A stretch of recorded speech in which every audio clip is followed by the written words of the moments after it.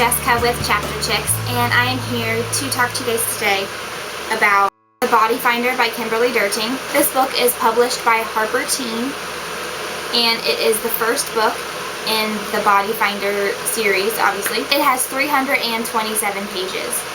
This book got a B on my rating scale. Okay, so let's talk a little bit about what this book is about.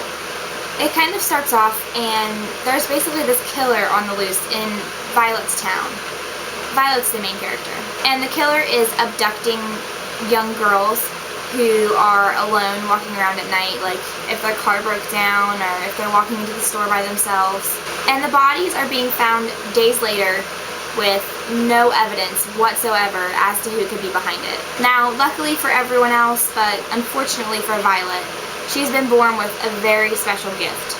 She can sense bodies of, like, if they're buried or if they're not buried. She can sense the bodies of people and animals who have died a violent death. And with a murderer on the loose, Violet has been detecting death echoes all over town. And a death echo is a sight or a smell or a sound that is radiating off of the deceased, and it also leaves an imprint on the murderer. So if Violet can find the person with the same death echoes on them as the dead bodies that she finds, then she might be able to find the murderer.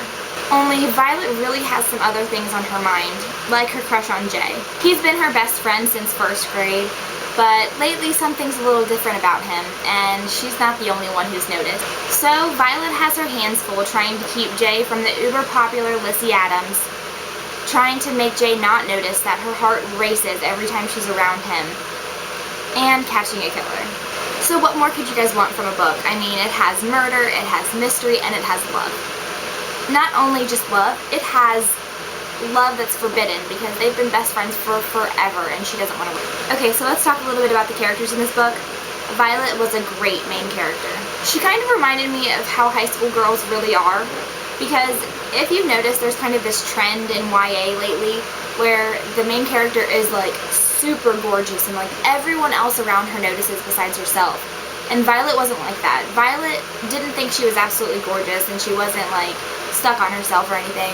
But she knew she wasn't ugly, and she knew she wasn't stupid, or she knew she was actually worthwhile.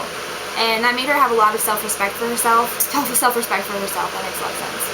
She had a lot of self-respect, and that made her a really great main character to me because a lot of characters don't have that anymore. And I really, really, really want a Jay.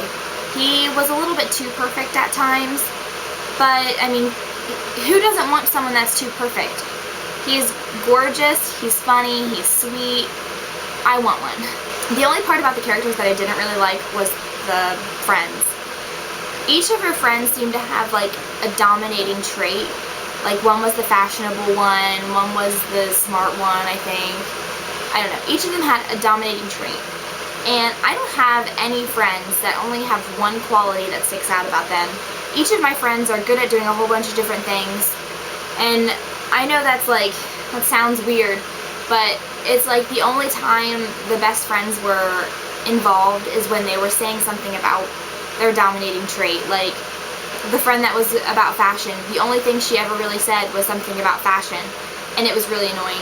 I kind of noticed that in House of Night too. Each of them have their own dominating trait, and that's really the only time they talk.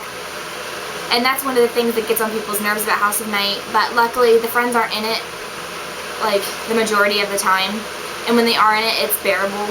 It's just something that I picked up on and it kind of annoyed me. Okay, so let's talk about the plot.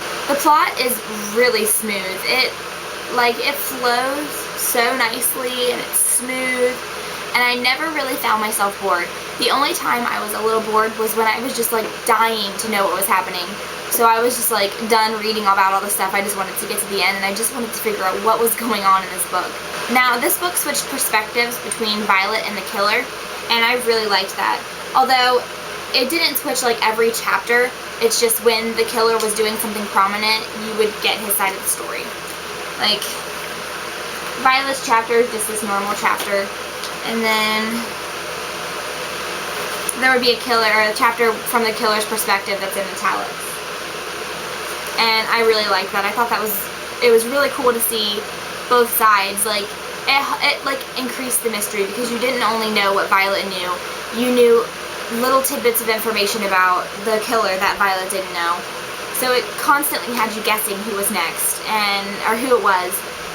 And I thought that was really cool. So it's really the romantic tension that between Violet and Jay that really gets you interested in the story. But it's the plot that really keeps you going, because you are just dying to know who is doing all these terrible things and who it is. Now, as I've said, the characters were really good and the plot was really good. But the thing that really made this book really good was the writing. I loved the writing style. It was all so smooth, it all made sense, and it wasn't dumbed down, I didn't feel like, and I really liked it. I will read anything by this author. Okay, so let's talk about the cover a little bit. It is absolutely gorgeous. It has this blue flower on it, which really has nothing to do with the story that I know of, but then it has the embossed text and the pretty little fonts down at the bottom. But on the back here, I don't know if you guys can see it or not, it's shiny, and then it's got a matte flower that's the same as the flower on the front. And I just think, like, as a whole, it's really cool. I really liked it.